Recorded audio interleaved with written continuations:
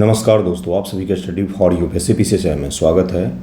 आज तारीख है 23 जून 2025 ईस्वी और आज का न्यूज़पेपर आर्टिकल डिस्कशन का ये वीडियो होगा।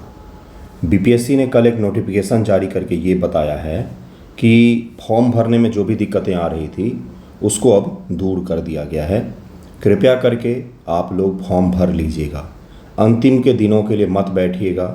जिनको भी फॉर्म सबमिट करना है सही तरीके से मॉर्निंग पीरियड में भरिए। सुबह सुबह अगर आप फॉर्म फिल करते हैं तो सही रहता है, या तो लेट नाइट 12 बजे रात के बाद भरिए तो सबसे सही रहता है समय। वहाँ पर सर्वर पर कम जोड़ होता है तो आसानी से आप एक बार में फॉर्म भर सकते हैं। भर लीजिएगा फॉर्म, क्योंकि उसमें अगर देरी करेंगे तो फिर लास्ट में हो सकता है कि डेट एक्सटेंड ना करे फॉर्म भरने का। कई सारे लोग इस उम्मीद में भी बैठे रहते हैं। चलिए आज का देखिए हेडलाइन क्या है। तो मैंने आपको बहुत पहले ही बता दिया था कि यूएस भी इस युद्ध में शामिल होगा, क्योंकि युद्ध इजराइल का कभी था ही नहीं। इजराइल के ज़रिए अमेरिका ही लड़ रहा था और अमेरिका के ज़रिए इजराइल ही इस युद्ध को लड़ रहे हैं। ये युद्ध जो है ये हमेशा से ही न्यूक्लियर साइट को बर्बाद करने की जगह पर रिजीम चेंज के लिए चलाया जा रहा था। मैंने आपको पहले ही बताया था ये चीज़। उसी में अब यूएस जो है वो ऑफिशियल तौर पर इस वॉर में एंटर कर चुका है। और भी एक देश ने किया है, यमन ने वॉर की घोषणा कर दी है। उसने भी बोला है कि हम आधिकारिक तौर पर इस युद्ध में शामिल हैं और लाल सागर में जो भी जहाज आएंगे अमेरिका के पश्चिमी देश, उन सभी को टारगेट बनाया जाएगा।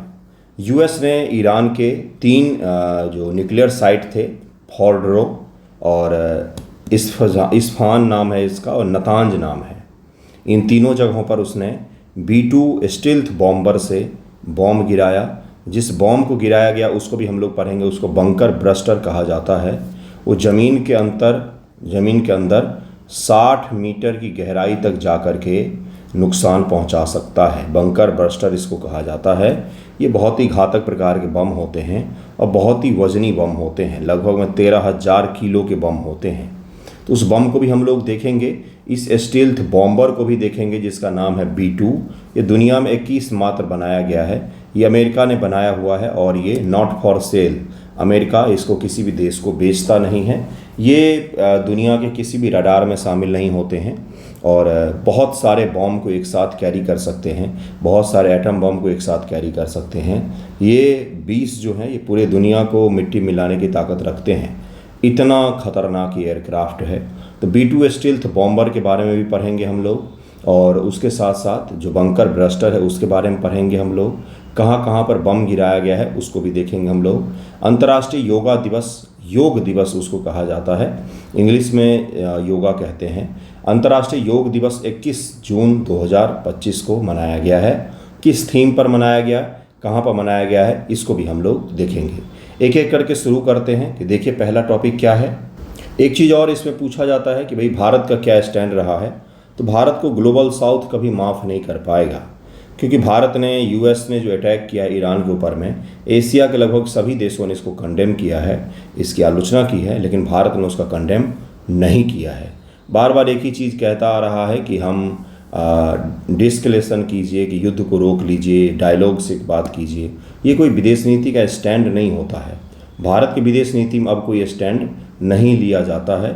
आप इजराइल का ही खुल करके साथ दे दीजिए, अमेरिका के ही पक्ष में बोल लीजिए, किसी एक पक्ष में तो दिखे हम, लेकिन नहीं दिख रहे हैं हम।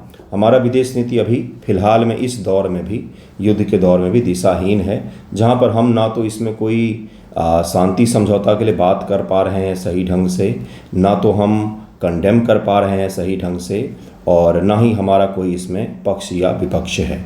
खैर हमारी ये भी नीति रही कि हम किसी पक्ष में शामिल ना हों, लेकिन गलत चीज़ों की तो आलोचना कर सकते हैं हम लोग। ग्लोबल साउथ के जब हम लीडर बनने की बात करते हैं तो वहाँ पर हमें ये देखना पड़ेगा कि ग्लोबल साउथ का मेंबर है ईरान, और हमें उसके लिए कुछ तो बोलना चाहिए था, लेकिन हमने कंडेम नहीं किया है। तो ये भी हमारी विदेश नीति का एक प्रमाण हो सकता है कि हमारी विदेश नीति इस प्रकार की चीज़ों का कंडेम नहीं करती है। तेहरान जो राष्ट्रपति हैं ईरान के, उन्होंने भारत की तरफ में बातचीत के लिए फ़ोन किया था, जिसमें भारत ने डिस्कलेशन की बात की है कि वॉर रुकना चाहिए, बातचीत होना चाहिए, डायलॉग की बात की है, लेकिन कंडेम नहीं किया गया है।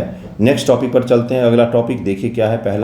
पहला टॉपिक है आपका न्यूज़पेपर से, जो संडे और सैटरडे का भी मैं न्यूज़पेपर कवर करता हूं। तो परफॉर्मेंस ग्रेडिंग इंडेक्स इसको कहा जाता है। परफॉर्मेंस ग्रेडिंग इंडेक्स इसको कहा जाता है। 15 जून से टेस्ट सीरीज शुरू हुआ है। चौथा टेस्ट कल है। कल मॉडर्न हिस्ट्री का टेस्ट है, जुड़िएगा। इससे पहले एंशिएंट हिस्ट्री मेडिवल का हुआ है। अभी बहुत सारे टेस्ट बाकी हैं। पहले के टेस्ट के पीडीएफ और वीडियोज़ भी अवेलेबल हो जाएंगे। जुड़िएगा, बहुत ही बेहतर रहेगा आपके लिए।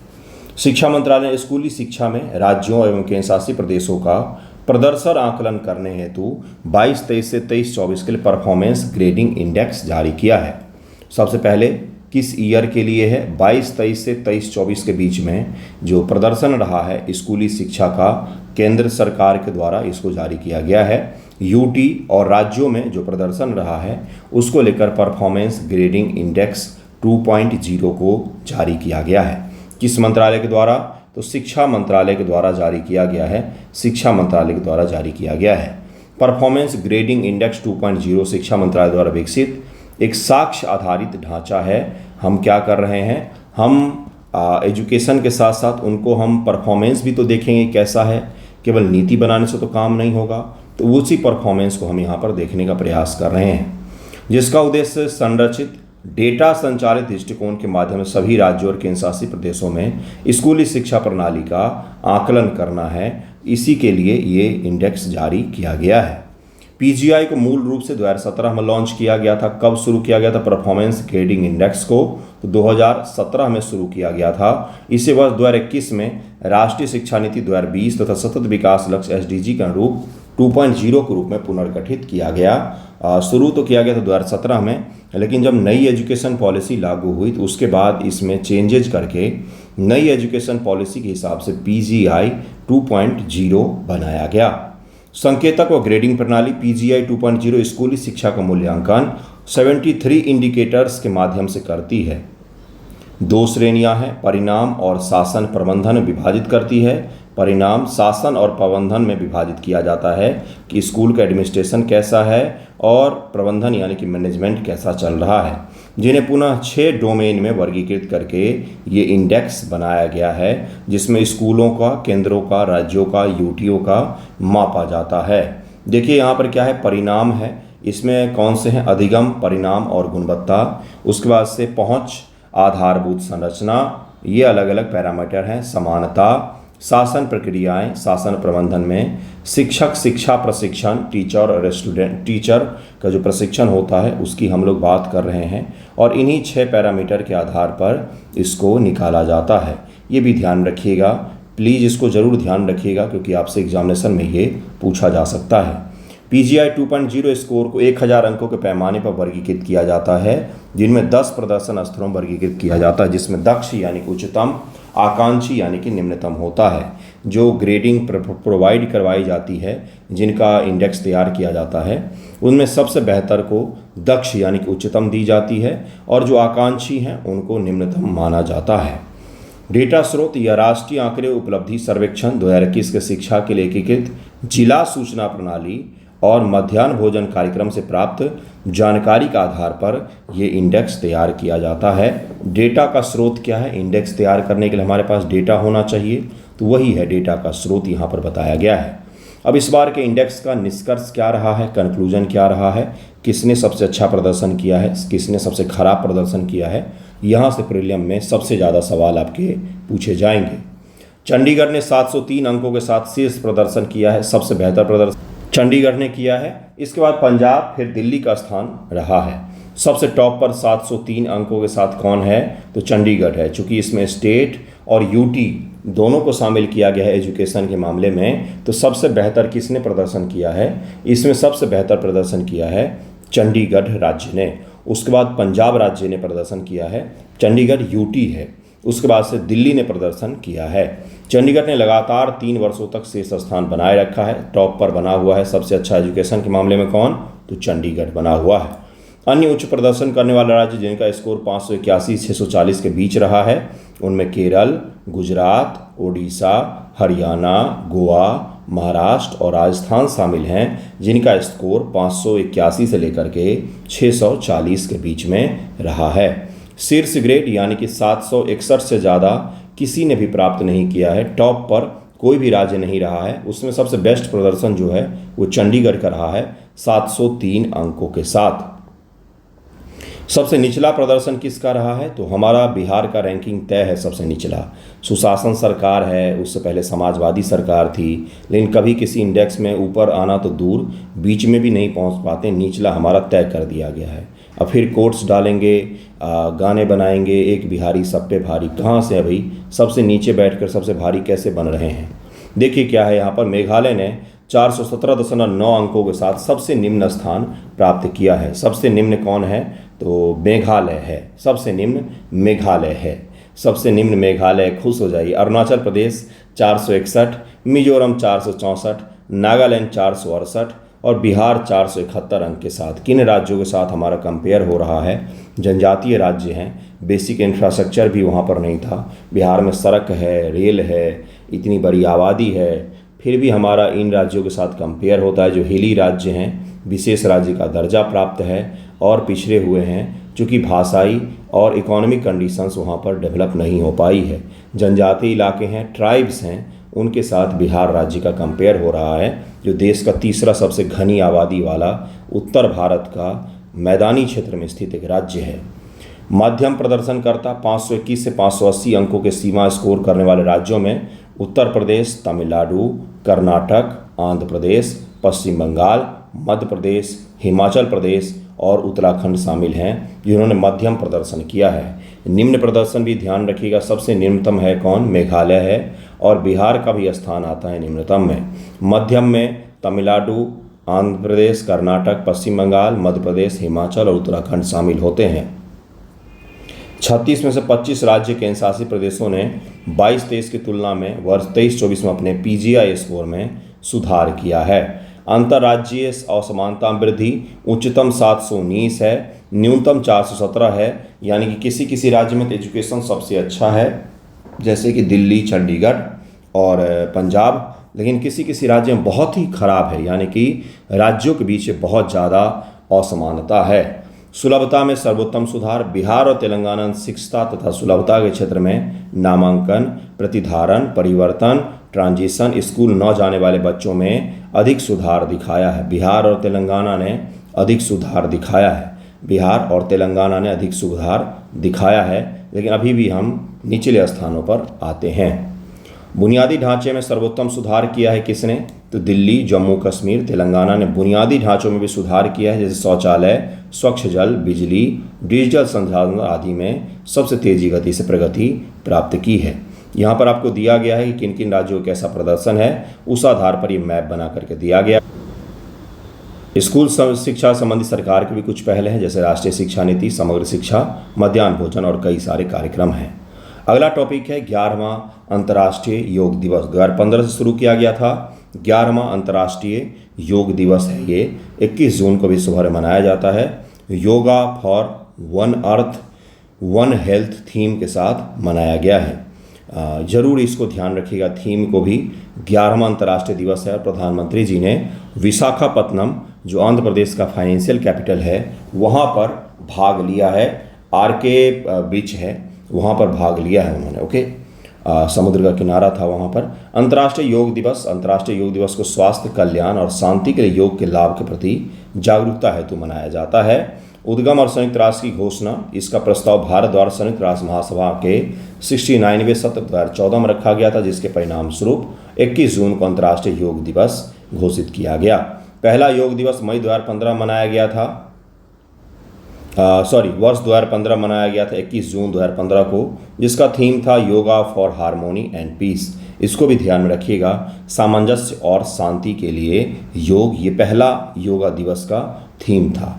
21 जून का महत्व, 21 जून को अंतर्राष्ट्रीय योग दिवस मनाया जाता है क्योंकि यह ग्रीष्म अयनांत के साथ संयोग रखता है। यह उत्तरी गोलार्ध का सबसे लंबा दिन होता है, इसीलिए इस दिन आपको ग्रीष्म योग दिवस मनाया जाता है। जब सूर्य की किरणें कर्क रेखा पर सीधी पड़ती हैं, उस दिन बिल्कुल सर के ऊपर में होता है। यह दिन अधिकतम प्रकाश लाता है। योग परंपराओं में इसे आध्यात्मिक जागरण के संक्रमण काल के रूप में मनाया जाता है, इसीलिए 21 जून को योग दिवस मनाया जाता है। वैश्विक मान्यता क्या है? यूनेस्को ने 2016 में योग को मानवता की अमूर्त सांस्कृतिक विरासत के रूप में मान्यता दिया है। यूनेस्को ने विश्व स्वास्थ्य संगठन WHO ने योग को मानसिक और शारीरिक कल्याण के लिए काफ़ी अहम बताया है। 2015 में भारत के युवा कार्य और खेल मंत्रालय ने योग को एक प्रशासनिक खेल और अनुशासन के रूप में भी वर्गीकृत किया गया है। योग शब्द जो है ये संस्कृत के युज यानी कि एकजुट होना, अपने शरीर को, मन को एकजुट यानी कि आपका जो कॉन्शियस माइंड है और आपका जो फिजिकल हिस्सा है शरीर का, उसको एक करने का काम करता है योग। अगर आप करेंगे इसको प्रैक्टिस तैयारी के दौरान तो निश्चित तौर पर करनी चाहिए। तैयारी के दौरान जो सबसे ख़राब चीज़ होता है वो मैं आपको बताता हूँ, अगर आप समझेंगे तो आपके लिए थोड़ा सा सही रहेगा। ये सबसे ख़राब चीज़ होता है कि हम सोचते हैं कि देर रात तक पढ़ो, सुबह 10 बजे उठो, कोई बात नहीं, अच्छी रात चीज़ है ये। पढ़ने से मतलब है, आपने एक वीडियो भी देख लिया होगा कि 24 घंटे हैं, कैसे भी यूटिलाइज करें हम पर निर्भर करता है। बिल्कुल भी नहीं, ऐसा कभी नहीं होना चाहिए। जितना अच्छा आपका रूटीन होगा, जितना अच्छा आपका फिजिकल एक्टिविटी होगा, उतना ही ज़्यादा आपके सेलेक्ट होने के चांसेस होते हैं। ये चीज़ ध्यान रखिएगा। यूपीएससी में जो भी सेलेक्ट होते हैं, कभी उनका आप इंटरव्यू देखिए, वो आपको ऐसा नहीं लगेगा कि कमरे में बंद होकर के 4 साल से तैयारी कर रहे हैं। ऐसे लोगों का सिलेक्शन नहीं हो पाता है, याद रखिएगा। उनका होता है जो फिजिकल और मेंटल तौर पर बिल्कुल एक्टिव हैं, रूटीन उनका बहुत ही ज़्यादा सही है।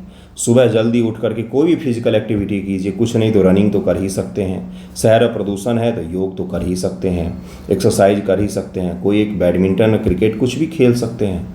शरीर से पसीना निकलना चाहिए, जिससे आप कभी डिप्रेशन में और मायूसी के शिकार नहीं होते हैं। सभी के लिए है ये, गर्ल्स एंड बॉयज़ सभी के लिए होता है। अगर आप ऐसा कुछ करते हैं तो मैं आपको विश्वास दिलाता हूँ आपके सेलेक्ट होने के चांसेस ज़्यादा होते हैं, क्योंकि आपका मेमोरी शार्प होगा, कंसंट्रेट करने की शक्ति ज़्यादा होती है। योग के माध्यम से, स्पोर्ट के माध्यम से, कोई भी स्पोर्ट आपके जीवन में होगा तो मैं निश्चित तौर पर कह सकता हूँ बाकी बच्चों की तुलना में आप ज़्यादा अच्छे से कंसंट्रेट कर पाएंगे, फिजिकल रूप से एक्टिव होंगे। तो कृपया अगर आप तैयारी कर रहे हैं तो कोई न कोई एक फिजिकल ज़रूर ही रखिए अपने साथ कि स्पोर्ट में हैं, रनिंग करें, एक्सरसाइज करें, कुछ नहीं तो जिम जा रहे हैं, कुछ नहीं तो बैडमिंटन खेल रहे हैं। कम से कम 1 घंटे का ये होना ही चाहिए। आपकी पढ़ाई की क्षमता इससे बढ़ेगी, कम नहीं होगी। ठीक है, बाकी ये बताने का था। फॉलो 1% लोग भी नहीं करते हैं। देखिए क्या है इसका प्रमाण, मुहरों, पशुपति मुहर पर योग मुद्रा और जीवाश्म के माध्यम से सिंधु घाटी सभ्यता में उल्लेखित वेदों में भी मिलता है। साथ ही इसे पतंजलि के योग सूत्र में व्यवस्थित रूप से भी संकलित किया गया है। इसका जो योग है इसकी चर्चा बहुत प्राचीन है, मतलब ह्यूमन हिस्ट्री जहाँ से शुरू होती है वहाँ से आप मान करके चल सकते हैं। हड़प्पा काल में, वेदों में, सभी जगहों पर इसकी चर्चा हमें मिलती है। योग भारतीय जो षड दर्शन है, भारत के 6 महान दर्शन हैं, न्याय, वैशेषिक, सांख्य, मीमांस, वेदांत के साथ में से भी एक योग उनमें माना जाता है। तो योग है, न्याय है, वैशेषिक है, सांख्य है, मीमांस और वेदांत है। योग दर्शन के प्रतिपादक महर्षि पतंजलि को माना जाता है। आधुनिक प्रासंगिकता, योग समग्र स्वास्थ्य को बढ़ावा देता है क्योंकि यह शारीरिक लचीलापन, मानसिक स्पष्टता, तनाव से राहत प्रदान करता है। कभी आप करके देखिएगा, बहुत ज़्यादा तनाव हो जाता है बच्चों को तैयारी के दौरान, डर लगता है, एंजाइटी, डिप्रेशन आती है, जो नॉर्मल है।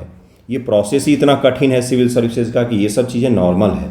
तो उससे बचने के लिए आप क्या करते हैं, तो ये करके देखिएगा। किसी दिन सुबह में आधा घंटा करके देखिएगा, आपको एहसास होगा कि कितना बड़ा गेम चेंजर होता है ये।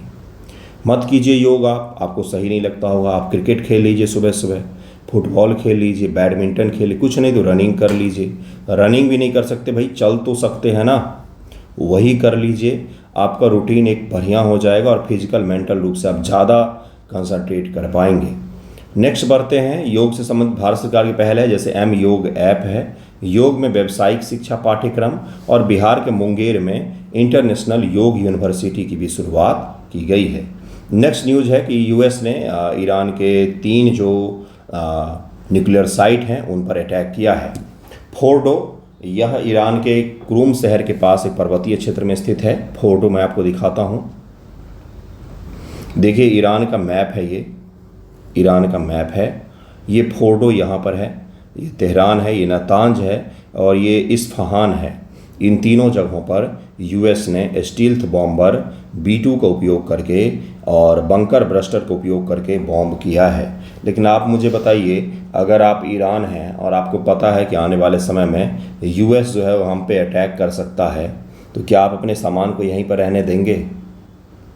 किस तरह से दुनिया बेवकूफ़ बनती है। एक बार आप तार्किक ढंग से सोचिए, आपको यही पता चले कि इस जगह पर अटैक हो सकता है, 1% भी संभावना हो। यहाँ तो पूरी पूरी संभावना थी, क्योंकि खुलेआम बोला जा रहा था कि अमेरिका को अटैक करना चाहिए। तो क्या वो अपना सामग्री वहीं पर रखेंगे? नहीं रखेंगे, बाहर कर ले जाएंगे, निकाल करके लेकर चले जाएंगे। इतनी छोटी सी बात नहीं समझ रहे हैं लोग। ये सब दिखावे की चीज़ है। अटैक वटैक किया गया है, नुकसान हुआ है कि नहीं हुआ है ये भी अभी तक तय नहीं हो पाया है। ईरान ने एक फ़ोटो जारी किया जिसमें उसने बताया है कि हमने बहुत पहले मार्च महीने में ही हमने यहाँ से सारा कुछ निकाल लिया था, क्योंकि हमें पता था कि आज हो कल हो युद्ध शुरू होगा, जैसा ईरान का पक्ष है। मैं दोनों पक्ष आपको बता देता हूँ। फोर्डो एक भूमिगत परमाणु संवर्धन सुविधा है जो यूरेनियम को उच्च स्तर तक संवर्धित करने के लिए जानी जाती है। यूरेनियम का संवर्धन इंडेचमेंट मैं पढ़ा चुका हूँ। मैंने बता दिया था कि 0.03% होता है।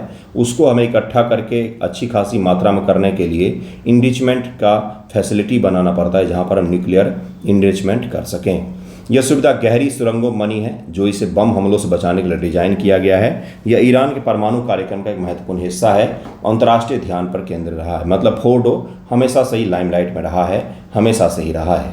नतांज ईरान के इस्फहान प्रांत में है। नतांज ईरान की सबसे बड़ी और सबसे पुरानी परमाणु संवर्धन सुविधाओं में से एक है, जो सतह के नीचे और ऊपर दोनों जगह संचालित होती है। इस्फहान मध्य ईरान में इस्फहान शहर के पास में है और यहाँ पर भी न्यूक्लियर इंडेचमेंट फैसिलिटी बनाया गया था। यही है वो स्टील्थ बॉम्बर। ये पक्षी है और ये वो बॉम्बर है। इसी पक्षी से लिया गया था इसका कॉन्सेप्ट बनाने का, क्योंकि इस पक्षी को देखिए आप ध्यान से, इसका एरोडायनामिक्स बहुत शानदार होता है, जिस कारण से ये बहुत तेज़ी गति से उड़ती है और बहुत सटीक हमला करती है। यही है वो स्टील्थ बॉम्बर B2, जो दुनिया में 21 ही है और 21 के 21 यूनाइटेड स्टेट के पास में है। एक दुर्घटनाग्रस्त भी हो गया था। $2 बिलियन का एक पड़ता है, ये एक पड़ता है $2 बिलियन का। कई सारे देशों की इकोनॉमी से भी ज़्यादा बड़ी है इसके एक का कीमत। स्टील्थ बॉम्बर इंसानों ने पृथ्वी को तबाह करने के लिए क्या क्या नहीं बनाए हैं, उसी का उदाहरण है स्टील्थ बॉम्बर। स्टील्थ इसलिए कहा जाता है क्योंकि दुनिया के किसी भी रडार के द्वारा पकड़ा नहीं जा सकता है। और इसका जो स्किन है, स्किन का मतलब इसके ऊपर जो परत चढ़ाया गया है, वो दुनिया के सबसे ज़्यादा सीक्रेट उसको बना करके रखा गया है कि वो किस चीज़ का परत है ऐसा जो किसी भी रडार के क्षेत्र में इसको आने से रोक देता है। दुनिया के कोई भी रडार इसको कैप्चर नहीं कर सकता है। इसके ऊपर में एक बहुत ही सीक्रेट एलिमेंट्स कोई होते हैं जिसके बारे में आज तक किसी को बताया नहीं गया है, उसकी परत चढ़ाई गई है, उसकी पॉलिशिंग की गई है। और इसमें कहीं पर भी आपको कोई एज नहीं दिखेगा, कोई कोना नहीं दिखेगा। तो कोई एज नहीं दिखने के कारण से रडार जो होते हैं वो इसको रिफ्लेक्ट करके पकड़ नहीं पाते हैं, देख नहीं पाते हैं। ये एक बार में 9000 किलोमीटर तक की यात्रा कर सकती है, 9000 किलोमीटर तक की 35 घंटों की लंबी उड़ान ये भर सकती है एक बार में, और दुनिया के सबसे भारी भारी बॉम्ब को ले जा सकती है। यही है ये जिसको कहा जाता है B2 स्टील्थ बॉम्बर कहा जाता है। अभी नहीं बनाया गया, काफ़ी पहले से है ये, जिसे आधिकारिक तौर पर नॉर्थ फ्री B2 स्पिरिट ये कहा जाता है।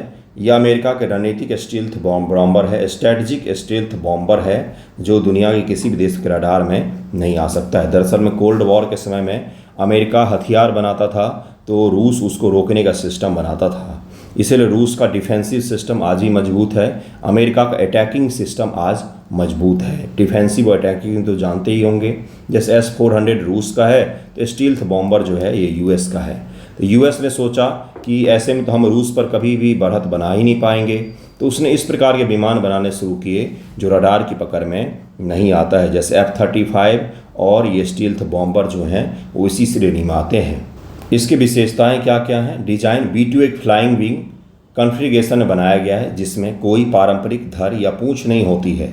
देखिए आपने सुना होगा कि इस प्रकार से पूंछें बनी होती हैं विमानों में, ये इसमें नहीं होता है। इन्हीं सब कारणों से कभी पकड़ में नहीं आता है। यहाँ पर इसका इंजन है जो बहुत ही ज़्यादा पावरफुल माना जाता है। इसमें 2 पायलट होते हैं, एक पायलट और एक मिशन कमांडर होता है। 2 पायलट होते हैं, एक पायलट होता है, एक मिशन कमांडर होता है। विंग स्पैन 52.4 मीटर का इसकी चौड़ाई होती है, 52.4 4 मीटर इसकी विंग की यहाँ से यहाँ तक चौड़ाई मापेंगे तो ये चौड़ाई है। सोचिए कितना चौड़ा होगा ये। 69 फीट 21 मीटर की ऊंच लंबाई होती है। 21 मीटर यहाँ से यहाँ तक अगर जाएंगे तो ये 21 मीटर 21 मीटर इसकी लंबाई होती है। ठीक है। ऊंचाई 17 फीट होती है, 5.2 मीटर की ऊंचाई होती है। उच्च सबसोनिक है। देखिए बॉम्बर है तो इसलिए इसका स्पीड ज़्यादा नहीं बनाया गया है, स्पीड कम रखा गया क्योंकि बॉम्बिंग का काम करता है। फाइटर जेट नहीं है ये, बल्कि बॉम्ब इसमें डाल दीजिए और ये जाकर के गिरा देता है। लगभग 628 मील प्रति घंटा या 1010 किलोमीटर प्रति घंटा। ऊंचाई 50,000 फीट 15,000 मीटर यानी कि 15 किलोमीटर की ऊंचाई पर ये जा सकता है। और जो बंकर ब्रस्टर बॉम्ब है उसको इसी ऊंचाई से गिराना होता है क्योंकि उस बॉम्ब में कोई अपना इंजन नहीं लगा होता है। वो बॉम्ब जो है वो ग्रेविटी के बदौलत स्पीड हासिल करती है और उस स्पीड को इतनी ऊंचाई से जब गिराया जाएगा उतने भारी को, तो उसकी स्पीड बहुत ज़्यादा हो जाती है, इतनी ज़्यादा कि ज़मीन में 60 मीटर तक के कंक्रीट बंकर को वो तोड़ सकती है। तो सोचिए कितना ज़्यादा उसकी स्पीड हो जाती होगी। बिना रिफ्यूलिंग के 6000 नॉटिकल मील लगभग 11,000 किलोमीटर और एक मध्य हवाई रिफ्यूलिंग के साथ 10,000 नॉटिकल मील 19,000 किलोमीटर जा सकती है ये। बिना रिफ्यूलिंग के अगर आप इसको रिफ्यूल नहीं करते हैं एयर में, एयर रिफ्यूलिंग, तो ये 11,000 किलोमीटर तक जा सकती है। अमेरिका से मॉस्को पहुंच सकती है और रिफ्यूलिंग कर देंगे तो पूरा मॉस्को पार करते प्रशांत महासागर पार करते हुए दूसरी तरफ पहुंच सकती है ये। सोचिए ज़रा कितनी ज़्यादा क्षमता है इसकी। पेलोड या 40,000 पाउंड लगभग 18,000 किलोग्राम तक का भार ले जा सकती है, जिसमें परंपरागत और थर्मोन्यूक्लियर हथियार भी शामिल होते हैं। ये एकमात्र ऐसा हथियार है दुनिया का जो किसी भी दुनिया के हथियार को, किसी भी दुनिया के बॉम्ब को आसानी से बिना रडार के पकड़ में आए हुए कहीं पर भी ले जा सकता है। तकनीकी विशेषताएं क्या है? B2 रडार क्रॉस सेक्शन लगभग 0.1 मीटर है, जो इसे रडार के एक छोटे पक्षी जितना दिखाता है। रडार पर क्या दिखता है? ये छोटा सा पक्षी दिखता है। कोई रडार है तो उस पर दिखेगा कोई बर्ड उड़ते हुए जा रही है, छोटा सा पक्षी दिखाता है। इसका डिजाइन और रडार अवशोषक सामग्री से दुश्मन की रक्षा प्रणाली से बचने में सक्षम बनाती है। 4 general electric F118 GE1000 turbofan engine इसमें लगे होते हैं। ये भी ध्यान रखिएगा, ये इंजन का नाम है जो इसको 17,300 पाउंड का थ्रस्ट प्रदान करती है, जो दुनिया का सबसे ज़्यादा थ्रस्ट है ये। आंतरिक हथियार खंडों में हथियार रखे जाते हैं जो इसके स्टील्थ प्रोफाइल को बनाए रखते हैं। इसे बंकर ब्रस्टर बम जैसे GBU-57 भी रखा जाता है। इसका डेवलपमेंट शुरू हुआ तो 1980 के दशक से 1989 में पहली बार इसने उड़ान भरा। 1988 से 2000 तक में 21 बम बनाए गए हैं, 21 विमान बनाए गए हैं। 2008 और 2022 से दुर्घटनाग्रस्त होने के कारण से अब लगभग 19 सक्रिय हैं, कोई बोलता है 20 सक्रिय हैं। तो 19-20 के आसपास में अमेरिका के पास में है और दुनिया में किसी के पास भी इस प्रकार का विमान नहीं है। $2.13 बिलियन का खर्चा आया था इस पर, जो इसको दुनिया के सबसे महंगा हथियार बनाता है। सबसे पहली बार उपयोग कोसोवो युद्ध में पहली बार इस्तेमाल हुआ था, अफगानिस्तान में ऑपरेशन एंड्योरिंग फ्रीडम, इराक में ऑपरेशन इराकी फ्रीडम, लीबिया और हाल ही मध्य पूर्व में ईरान में परमाणु संयंत्रों पर बम गिराने में इसका उपयोग किया गया है। B2 का बेड़ा white man air force base Missouri में तैनात है। इसका बेड़ा का क्या नाम है? व्हाइट मैन बेड़ा नाम है इसका। ओके, नेक्स्ट पर चलते हैं जिसमें हम लोग बॉम्बर के बारे में समझेंगे। यही है GBU massive ordnance penetrator, MOP इसको कहा जाता है। ये बहुत बड़ा बम है, आप देख ही सकते हैं, और इसमें कोई इंजन नहीं होता है बल्कि इसमें GPS एक लगा होता है और इसको इसी दुनिया का एकमात्र विमान है जो इस बम को गिरा सकता है, वो है B2 stealth bomber. B2 stealth bomber से इसको गिराया जा सकता है क्योंकि इसका वजन बहुत ही ज़्यादा होता है और इसको गिराने के लिए आपको 15,000 मीटर की ऊंचाई कम से कम प्राप्त करनी होती है। तो उतना ऊंचाई पर इतने भारी बम को लेकर के एक ही विमान जा सकता है, वो है B2 स्टील्थ बॉम्बर। यह दुनिया के सबसे शक्तिशाली गैर परमाणु बमों से एक है जिसे विशेष रूप से गहरे भूमिगत और मजबूत बंकरों को नष्ट करने के लिए डिजाइन किया गया है। इसके बारे में यहाँ पर जानकारी है कि लगभग 13,600 किलोग्राम का वजन है इसका, 6.6 मीटर लंबा है और 80 सेंटीमीटर का इसका डायामीटर बनाया गया है। और इसको जब ऊंचाई से गिराया जाता है बॉम्बर के द्वारा, तो 61 मीटर तक का 61 मीटर तक ये पेनिट्रेट कर सकता है ज़मीन के अंदर और बंकर को तोड़ सकता है, कंक्रीट बंकर को तोड़ सकता है। विशेष फ्यूज सिस्टम कारण यह ज़मीन में घुसने के बाद ही विस्फोट करता है, जिससे भूमिगत ठिकानों का अधिकतम नुकसान होता है। विस्फोटक शक्ति इसमें लगभग 2400 किलोग्राम उच्च विस्फोटक सामग्री होती है, जो गहरे और मजबूत बंकरों को नष्ट करने में सक्षम होता है। यह बम शॉक वेव और विस्फोट प्रभाव उत्पन्न करती है, जो क्या करेगा, बंकर को तबाह करके रख देता है। इस प्रकार के इस बम को बनाया गया है। विकास और डिजाइन GBU-57 को 2000 के दशक में बोइंग कंपनी ने अमेरिकी वायुसेना के लिए विकसित करना शुरू किया था और इसको बनाया भी है। सफलतापूर्वक उपयोग भी किया जाता है अमेरिका के द्वारा। इसे केवल B-2 स्पिरिट स्टील्थ बॉम्बर के द्वारा ही ले जाया जा सकता है और दुनिया के किसी विमान में इतनी ताकत नहीं है कि वो इसको उठा करके उतनी ऊंचाई पर ले जाए और इसका उपयोग कर सके। केवल और केवल B-2 स्टील्थ बॉम्बर ही इसका उपयोग कर सकता है। उद्देश्य क्या है? तो उद्देश्य वही होता है कि भाई जो गहरे सुरंग होते हैं उसको नष्ट करना, यही इसका उद्देश्य होता है। बंकर जो होते ज़मीन के अंदर बने हुए उनको नष्ट करना। लेकिन ईरान का जो फोर्डो है, परमाणु संयंत्र फोर्डो, माना जा रहा है कि 90 मीटर की गहराई में स्थित था। 90 मीटर। तो पता नहीं उसको नुकसान पहुंचा है या नहीं पहुंचा, इसका कंफर्मेशन नहीं हुआ है। ईरान मना कर रहा है, US जश्न मना रहा है। तो यही है दुनिया की रीत, यही चल रही है अभी। फिलहाल आज का वीडियो यहीं पर एंड करेंगे हम लोग। धन्यवाद आप सभी का वीडियो देखने के लिए।